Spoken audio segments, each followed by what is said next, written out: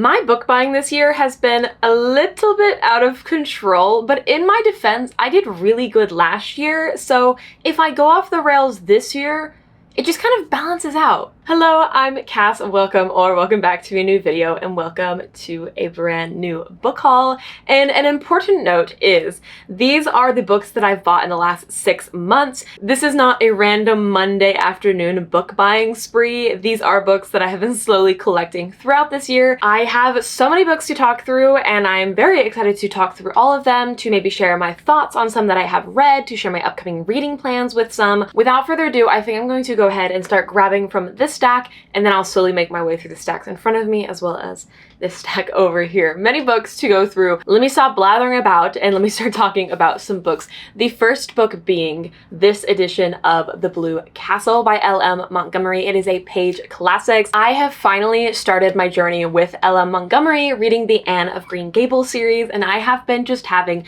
the best time ever, and I'm so ecstatic to one of these days read L.M. Montgomery's adult novel, an adult romance. I love this edition so much, and honestly, I would pick up all of my classics in this edition if I decided to dive into more classics. I'm not big on reading classics. I'm definitely going to make it a goal of mine to prioritize that. I don't know how many classics I'll get to for the end of this year. A lot of classics really give me spring vibes. I'm not quite sure why, but I definitely want to try to read this next spring because I love to pair a book with a season, and The Blue Castle definitely gives me very much so spring vibes. The next book off the stack is The Someday Garden by Ashley Poston. I have yet to pick up any Ashlyn Poston books, which is honestly kind of a shock.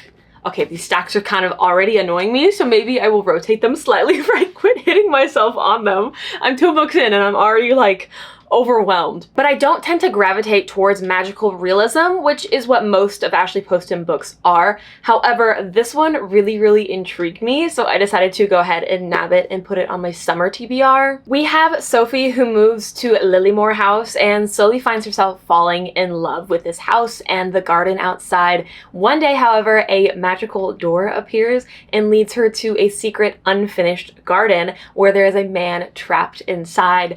I'm assuming there's some romance that ensues, and I just cannot wait to dive into it. And like I said, I do have this on my summer TBR, so I'm definitely prioritizing it for the season. The next one I am so delighted to report I have actually read, and that is Roles and Rivalries. I actually picked this book up in Knoxville, Tennessee at this gorgeous bookstore called Fable Hollow, and I didn't even know that this book was released until I saw it on the shelf, and I was so excited to pick it up, and then that very same trip I ended up reading the entire thing.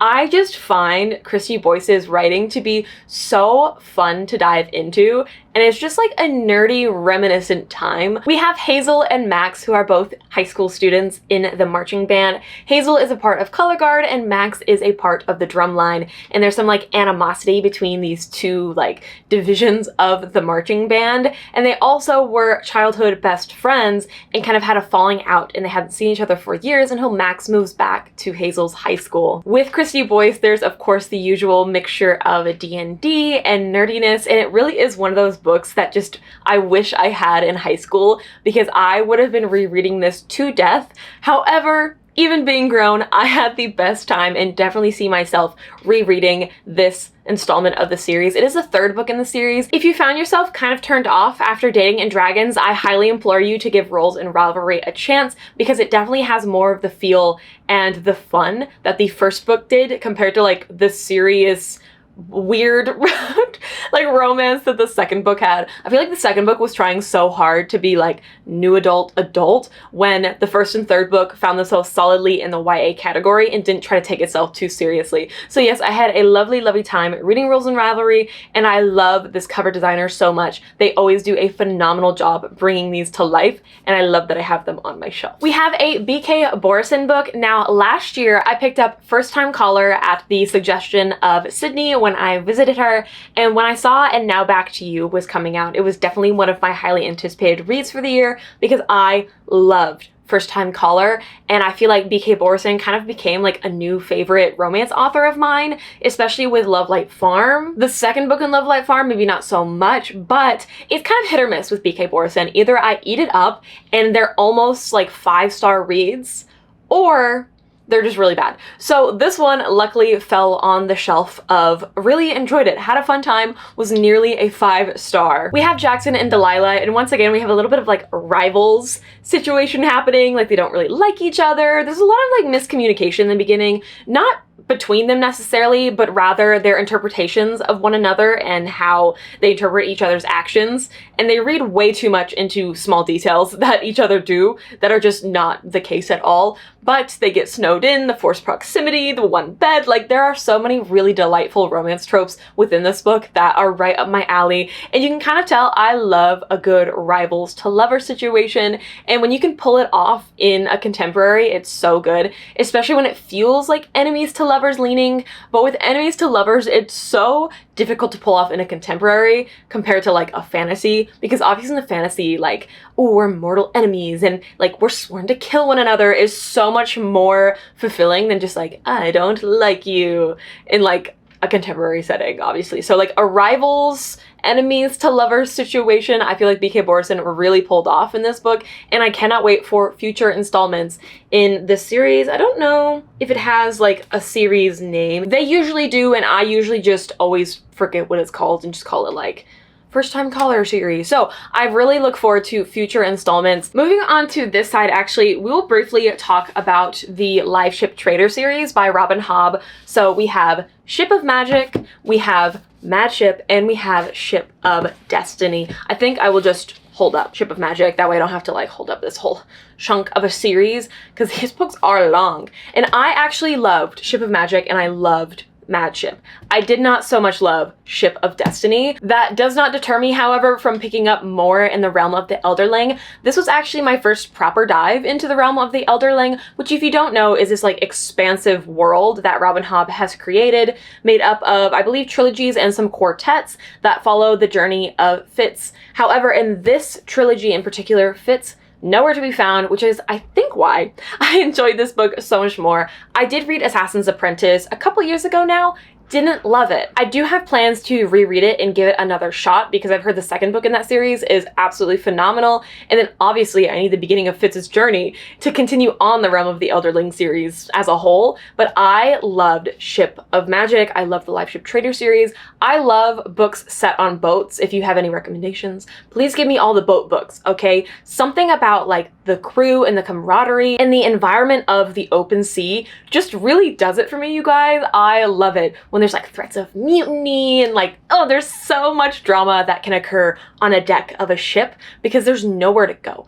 Anyways, there's a lot of adventure and traveling and characters trying to claim what they think is rightfully theirs, enemies that you think are so villainous, yet at the same time you can't help but sympathize with. And I think Robin Hobb's character work in this novel is phenomenal, and it leads so good into the second book. Phenomenal character work once again. Do I think Ship of Destiny kind of ruins the series? Yes, however, not everyone shares that opinion. I was talking to some of you guys actually who really enjoyed the third book, and some of my complaints you actually enjoyed. So I think that obviously everyone has their own opinion. For me, Ship of Destiny, not it. I like 2.5 starred it. It was so sad for me. I feel like Robin Hobb really lost the core of what made this story and these characters so intriguing and kind of ruined some characters that I really loved and like their plot lines. But overall, I don't think it fully tainted the series for me because I ended up buying some special editions that are coming in, I think in October, which I'm so excited about, guys. The Illumicrate editions are gorgeous and I cannot wait to have my hands on them. I'm so excited. So loved the Live Ship Trader series. Definitely one of my favorite series that I've picked up this year. And I'm also really proud about the fact that I not only bought this entire series, but read the entire series, which is very, very rare for me, especially with books this long. These next few I actually picked up at half price, which I don't get to shop at frequently because after moving from Texas to Florida, Florida has no half prices, which is so disrespectful, might I say. Florida, can we please get on that? Give them half prices over here. But the first book, oh, I lied, this one's not from half price, but the next few are from half price. But this is The Everlasting by Alex E. Harrow, which I believe I was watching one of Sid's vlogs and she spoke very, very highly about. And I bought it for a 24-hour readathon I was trying to do in the spring. But by that point, I had read so many novels and I was just kind of like read out and I just could not get into it. I made it like 2 pages, you guys. Like, that's not a proper, like, good judgment of this book, obviously. But anytime I mention Alex E. Harrow, mention The Everlasting, mention 10,000 Doors of January, people are so quick to be like, it is phenomenal. It's one of my favorite books. So I'm so excited to get to this probably in the fall. This does give me kind of fall vibes. Now, let me remind myself what this book is about. I think it's about a knight, and that's kind of all I've got in the moment. Let me see. There's a historian who's sent back in time and a woman knight.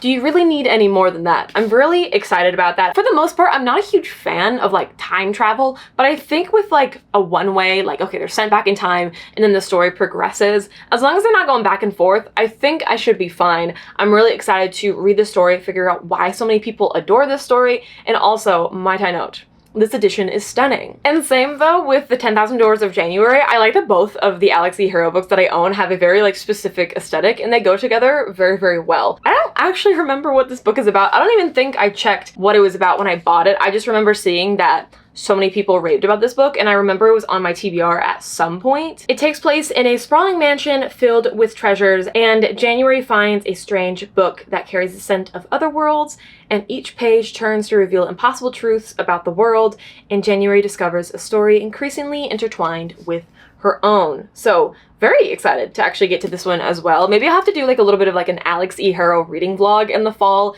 and pick up a couple of her books because, again, I'm just really excited for the vibe that I hear that Alex E. Harrow creates in her novels. So very excited, very pretty edition, and it also has deckled edges, which also, let me know, I know some people hate deckled edges. I'm kind of a fan of them, honestly. I prefer deckled edges over just like solidly colored sprayed edges. So that's my hot take for the day. Let me know if you agree or not, but you know what? I love some deckled edges. I used to hate them in high school, but I had a friend who like loved them, and then they slowly grown on me the more that I collect in my collection. Speaking of sprayed edges though, this one's kind of pretty. And that is Ship of Spells by Leighton Dixon. Can I tell you why I picked this book up? Yes, I can. Boats. Boats, you guys. The premise of this book is actually phenomenal. So we have Ren, who is a mage, and she is rescued from her first boat and brought aboard this other boat with like an elven captain, which is amazing. So excited about that. There's apparently some sort of magic that's slowly killing her, and the elven captain's mission aligns with like being able to save her, but they each are keeping secrets, and I cannot wait. Guys, secrets on boats for some reason just are so fun because, again, you're in such close quarters when you're on a boat that it's so easy to just be like spilling secrets, you know? Stunning edition. Also, very, very notable, stunning map. As some of you guys know, I illustrate maps for novels, so when I see a pretty map, it's almost a guarantee buy, which is kind of a problem. You know, some people judge books by their covers, other people judge books by their maps. It just comes with the profession of being a fantasy cartographer, I guess, but cannot complain. The next book is Where the Dark Stands Still by A.B. Poranek. This was on my fall TBR last year, and I've heard, like so many of these, like obviously I'm gonna buy them if I've heard wonderful things about them. I'm not gonna be like, I've heard terrible things about this book, so I decided I would buy a copy to put on my shelves. So I don't know why I keep saying that, so pardon me, as I probably continue to say that. But oh look, my half price receipt, how fun. Liska ends up running away into this this forest, and makes a deal with a demon, and then I think this takes place mostly in like a decrepit manor or something. There's magic, it's very atmospheric and very fall-esque, so I'm once again going to be putting this on my fall TBR, and hopefully this go around, since I own it, I will actually get around to reading it. When I was book shopping with Katie also spoke very highly about this book, so I added it to my collection. Remember how I said earlier that I judge books by their maps? So Ocean of Ink is one of those books that I did judge by their maps because me and the map artist are actually like mutuals on Instagram, and they had posted the map and I thought it was phenomenal. So then I checked what the book was about and I also thought it was kind of fun. So we are following, what's her name? Ren, whose brother was at this academy and he ends up dying. So Ren enrolls in the academy to try to suss out like what happened to him, but then another death happens while she's at the academy, and this academy is also set on like an island surrounded by ocean, and it's just like, again, this feels very atmospheric, very moody. I actually bought this for Summerween and I didn't get around to reading it, so I definitely am going to be putting it on my fall TBR because of the atmosphere. It's very much so giving fall and very much not giving summer. Speaking of Summerween though, I bought Scythe and Pen by A.C. Hobbs for Summerween, and this was probably my most disappointing read for Summerween. I didn't realize that this was going to be a part of a series. I thought it was a standalone, which honestly going into it really wrecked my expectations of this novel. I think if I knew going into it was a part of a series, I wouldn't have had the expectations of completing the mystery that I did. We had like 10 pages left, and I'm like, I have so many questions and this is not going to wrap up very nicely at all. And then it proceeded to not wrap up very nicely at all and leave me with many questions, to then I've discovered that it's part of a series, which makes sense. However, this book was way too long, and no matter how good A.C. Hobbs was with weaving environments in this like 1920s jazz age inspired city with vampires and werewolves and demons, again, atmosphere, phenomenal. Characters, maybe a little less so. I found a lot of their development very weak, and I was so bored with the mystery. Again, like I said, it was like 500 pages, which is kind of a diabolical length for a mystery novel, to which you get 0 answers, which was so frustrating. I'm like, really? You left me with nothing. And by the time I got to the end, like I said, I don't even have the urge to discover the mystery and like the answers to the mystery, because how much everything kind of took a 180 after one certain event. The beginning, phenomenal. Like I said, A.C. Hobbs is a really talented writer, especially when it comes to descriptions. Phenomenal book cover design though, so kudos to the designer of that one. Okay, my stacks are significantly shorter, which is very exciting, but I do have a whole nother stack that I actually am just gonna hold up because it's all one series, which is the Anne of Green Gables series. Like I mentioned at the very beginning of this video, I finally started reading Anne, and I did not expect to love this so much. So many people speak such high praises about Anne, and I was like, okay, like surely it's good, but maybe it's not that good. Like, this is crazy about how people are speaking about this and begging me to pick this up.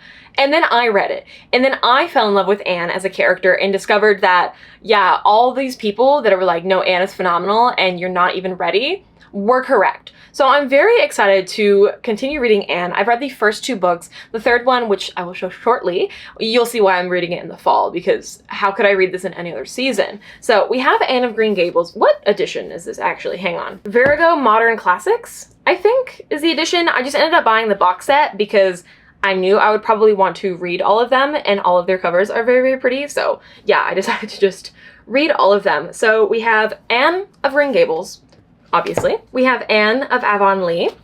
We have the best one, Anne of the Island. It's so pretty, you guys. It's so pretty. This one as well, Anne of Windy Willows with the cherry blossoms. Oh my gosh. Anne's House of Dreams. Anne of Ingleside. Then we have Rainbow Valley. And then Rilla of Ingleside as well, which I think is one of Anne's daughters. I know she has a lot because, like, look at all these kids on this cover. My God. And I'm so excited for the romance in book 3 because I know that's the book where the romance finally is kind of fully blooming, because in the first book they were children, the second book they were kind of growing up, and then they were like, oh wait, what am I feeling? I'm so excited for the third book, you guys. I'm so excited. So that made up a big chunk of books that I bought this year, all within just like one series, which I think since we're in this like series mood, I will also show you all of the Yona of the Dawn volumes that I bought, because if you don't know, Yona of the Dawn has become my recent obsession as of late. I love it almost as much as I love Frieren, which is really saying something because Frieren is my favorite manga of all time. So I think I'm gonna go ahead and share the volumes and editions that I picked up, because there's like 46 volumes total. I think I decided I don't want 46 volumes on my shelves, but I would pick up my favorite covers. So that's what I have. So we have volume 9, which is so cute. I love the colors. I love the composition. We have volume 14. These next 2 I didn't quite buy for their covers, but 14, 15, 16 is my favorite arc so far of the series. I'm about halfway through. I'm on volume 21 or volume 22? 23? 24. I'm like halfway-ish through. So we have 14 and 15. I don't like love these covers, but like I said, love the story in them. Phenomenal stuff. We have 19, and this is one of my favorite characters named Shinha. So precious, including their little squirrel, which is Ao. We have volume 21. Love the colors and composition on this one. It just, oh my god, with the background detail, phenomenal. We have volume 35. And I love any volumes that have like all 4 characters on them or like all 4 dragons. I think it's so precious. We have volume 36, and then we also have volume 42. I love it with like the fall foliage. Oh my gosh. It's so pretty. And also, while we're on the manga with, I guess, Yona, I'll also show you the 2 volumes, which you've already seen, but these are the Japanese editions that I picked up while I was in Japan, as well as the Japanese edition of One Piece, which I am fully in my One Piece phase, and I can blame the Netflix live action for that. And I am also having a blast reading the manga. I've decided, I think, and I could absolutely become a liar at this point, okay? But I think I don't want to get ahead of the live action when reading the manga. I think I want to stay behind because I love going to the live action knowing nothing about what's going to happen and not having that little bit of like context or spoilers for the season. And season 3 I think is coming out next year, and I am not normal about One Piece, you guys, and I love the fact that I love it so much. Any guesses why? Does it have to do with boats, perhaps? Perhaps it does. We have Master of Jin, which this actually was on my 2025 TBR, I think, and I never got around to reading it. However, it's like a steampunk sci-fi novel, which I thought sounded very intriguing. And it takes place in Egypt, which is relevant because I'm very excited about this. But many of you know that I travel a lot, and I love to do like reading / travel vlogs where I travel to a place, I take a bunch of B-roll, and then I read books that take place or are inspired by the vibes of that place. I've done it with Japan. I have my Scotland vlog coming out very soon as well, where I'm reading Outlander and another like romance novel that takes place in Scotland. So with this one taking place in Egypt, any guesses about where I'm going next year? So this is on my 2027 TBR, and I am ecstatic to take you guys along when I do go to Egypt. I cannot believe it, honestly. Like, it doesn't even feel real, and I don't think it'll feel real until I'm there. So very exciting travel plans coming up with perfect reading plans to go along with them. And I would love to do more of these like travel reading vlogs as well. So I have been researching a bunch of like books that could like fit different places I want to go. Like I kind of want to go to Italy at some point, and I want to reread Founderside and try to like read the series as well. So we also have the second book, Shorefall. I didn't end up picking up the third book because I was trying to buy them used, and I couldn't find the third book that was used in paperback and not like beat up, because these editions for being used are like really nice. So that's nice for me. And yeah, if I go to Italy, I really want to like reread Founderside and try to continue reading the series as well. I think it's inspired by like Italian Renaissance, what have you. Like I could be so wrong. I read Founderside a couple years ago at this point, which is actually insane to say. Like I did not realize it has been so long, and I loved it. Like it was almost a 5-star read. And we have Sansa, I believe. Oh no, Sancha, who is a thief, and she is kind of tasked with stealing this item of unimaginable power, and the item happens to be the sentient being who does have unimaginable power, and there's like an unlikely grouping of thieves, and just so much fun. I love unlikely pairings, especially when it comes to like heist novels. So Founderside is one that I do want to return to at some point and actually complete the series, because like I said, I think this was going to be maybe not like a new favorite series of mine, but definitely a series that I would really love because I love the character work so much. But I read the first book, and then I proceeded not to pick up any further books. So my goal is to reread the first one and then dive into the rest of the series, mostly because I don't remember much about what happens in the first book. Like I remember enough, but not quite enough to dive straight into the second book. We have Mort and we have Guards, which are 2 Discworld books. I think I decided that I don't know which one I'm gonna pick up. Whenever the mood strikes me, I'm gonna close my eyes and grab one of these off the shelf, because every time I ask you guys, which one should I start with, I get the most mixed responses, so I'm just gonna decide in the moment and let fate decide.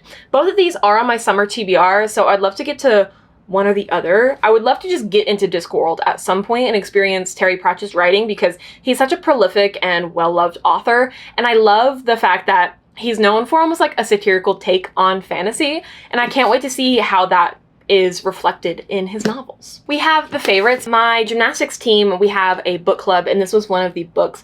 And none of my holds would come in time, so I decided just to bite the bullet and buy the book. I actually kind of enjoyed this. It was one of those books that I didn't go into with like really high expectations at all, and then it kind of surprised me. It definitely gave me the vibes of Daisy Jones and the Six, and the comparison between, also Carrie Soto is back, so basically comparing against Taylor Jenkins Reid books, which I love so much. But we have two ice skaters, and I really love the competitive sports aspect. I grew up being a competitive gymnast, and also I'm competing now as a gymnast as well. So any books that have sports that are well done, I love. I think the romance in this book was really odd and actually took away from the story itself, but I really enjoyed how gray all of these characters were and how they kind of sucked. They kind of sucked, but you were there for the drama, and some of the drama was really, really over the top, but I just had a fun time reading it. And same with Daisy Jones and the Six, which actually was my first 5-star read of the year. Like I mentioned earlier, I love Taylor Jenkins Reid, and for some reason, I never got around to reading one of her most famous and well-loved books, which is Daisy Jones,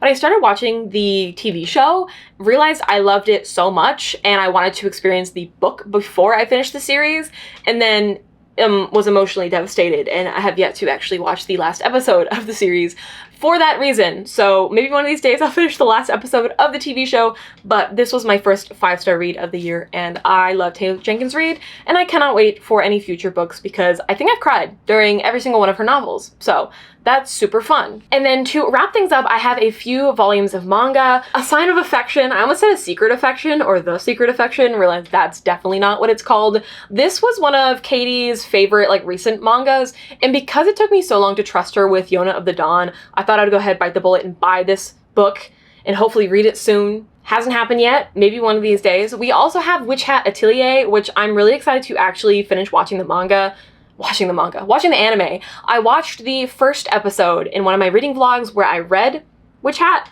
loved the animation style, loved the music, loved the voice acting, like everything, love.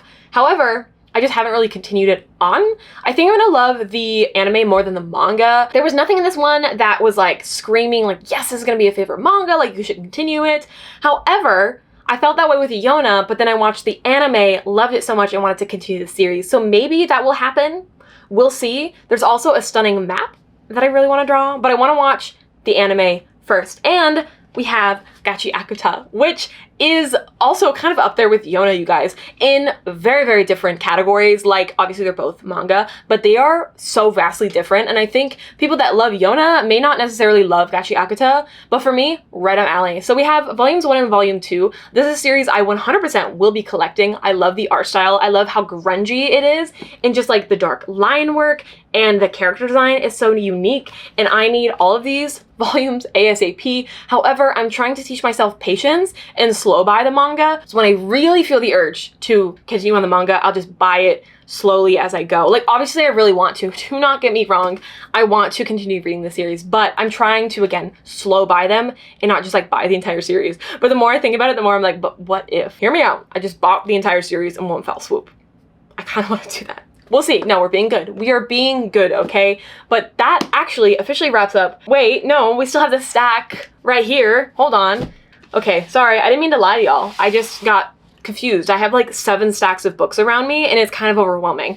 Okay, Storm of Swords. This is book 3 in Game of Thrones. I'm currently making my way through a Game of Thrones. I'm buddy reading it with my friend Manu, and we are having the best time. Before I get into reading this book though, I would love to finish watching the 2nd season of Game of Thrones. It kind of went like this. I read the first book, watched the entire first season, realized, oh my gosh, where has this been all my life? Read the 2nd book, had the best time ever, started the 2nd series, but I need to get back and actually complete finishing, like watching the series 4, have a little bit of a recap, and then we dive into what is arguably the best book. Everyone has said it's the best book. I think this is the book with the red wedding. I don't want any spoilers. I will literally...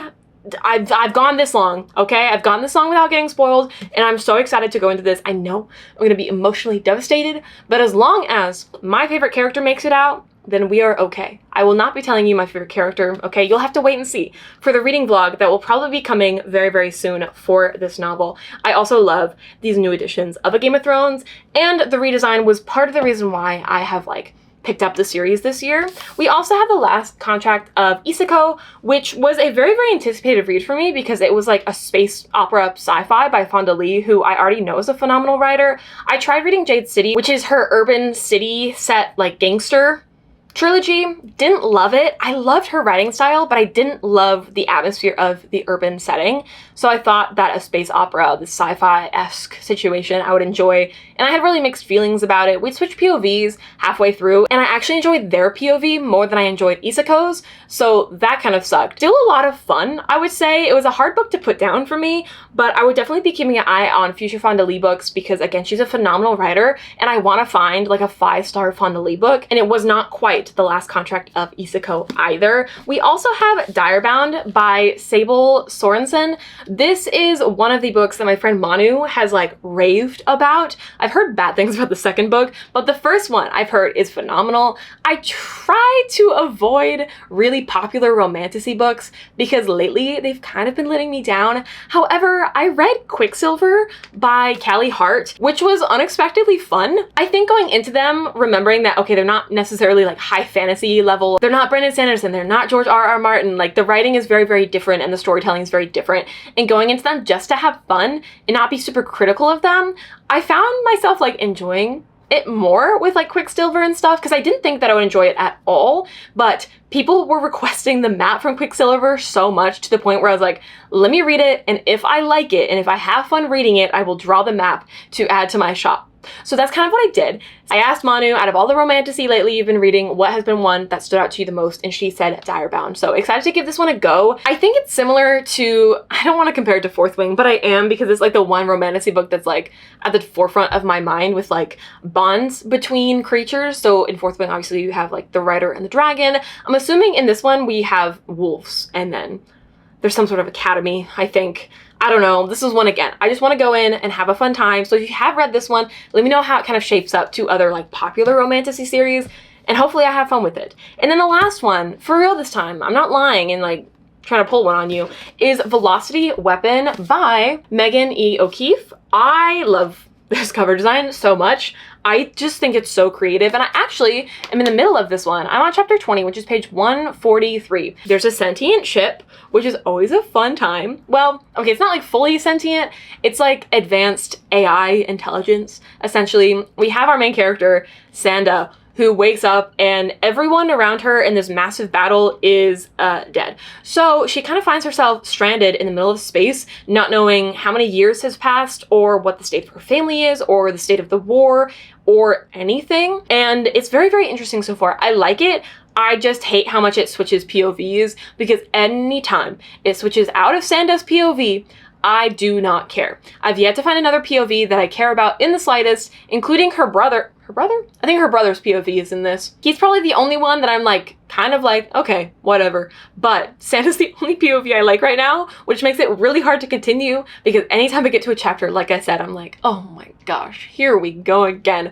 But I do want to read and continue the series because not only are the covers phenomenal in the rest of the series as well, but I'm really trying to push myself to reach for more sci-fi because I tend to really love sci-fi and I like the atmosphere and like the setting of space and like what we're doing right now. So hopefully it continues to be good and hopefully the rest of the characters actually grow on me. And that officially makes 50-ish books that I have bought so far this year. Hopefully you enjoy hearing my thoughts, hearing my reading plans, seeing some special editions. I actually didn't have like that many special editions, if we're being so honest, but I don't know, maybe I've just been better about my money. I don't know if this video really proves that or not with like the quantity of books that I've bought. However, I like that I've read a lot of them and I'm really keen to pick up a lot of them as well. So I hope that you enjoyed. Hopefully I convinced you to read some that I really liked. Maybe you can let me know some that I should like prioritize because as per usual, I'm always like overwhelmed sometimes when I have too many books to choose from. So help me narrow them down, but I hope you enjoyed. Thank you so much for watching and I do hope to see you in future videos. Toodles!